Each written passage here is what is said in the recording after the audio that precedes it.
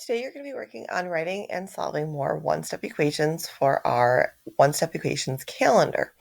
So what you need to do first, so if you haven't already done so, please go back to Wednesday's assignment, look over anything I highlighted in yellow and read the comments. You can find the comments by clicking on the boxes that are yellow, and it should have a comment that shows up.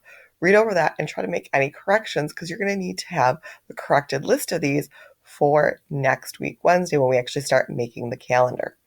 So what we're going to do today is we're making more of these. I want to point out a couple of things as you go through and you're working on them. So when we go through and do this, again, you're going to write your equation. So b divided by 8 is 2. So remember, I would just write b, and then divided by obviously means division. So I'm going to use the slash line for that. Then I'd write 8, and then I would say is going to be a word that means equal. So I'd write equal to. So how I would solve this would be if I'm dividing by 8 in the equation, I need to do the opposite when I go to solve it now. So my equation has whatever the operation that it says over here in my phrase, but my work is going to be the opposite. So I would multiply both sides by 8. If I multiply both sides by 8, well, when I'm dividing by 8 and I'm multiplying by 8, those are going to cancel out. And then when I multiply 2 by 8, I would get my solution as b equals 16.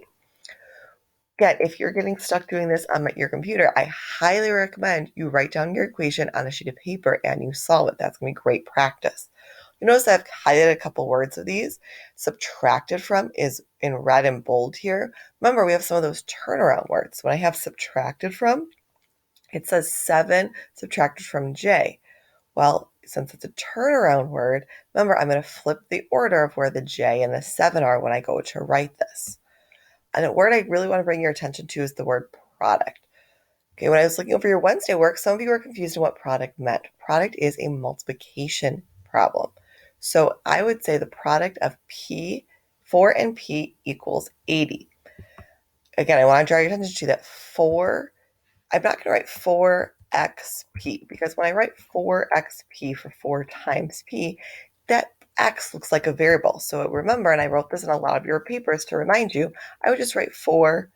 You don't need to write anything for multiplications, but I just write the number next to the variable. I would say 4p equals 80.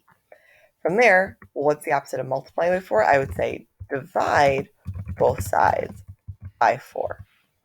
And then if I do 4 divided by 4 is 1, 80 divided by 4 is 20, so I would get p equals 20.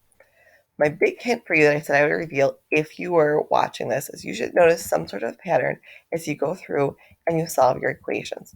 You should notice something that starts to happen, a certain order that all of the equation solutions go in. Remember, we're doing this to make like a calendar project, and we're doing equations 16 through 31 today. So kind of be looking as you go through, you should see some sort of order as you go through. And if you don't, then maybe go back and look through and see if you can find something that'll help a pattern be happening with your solutions.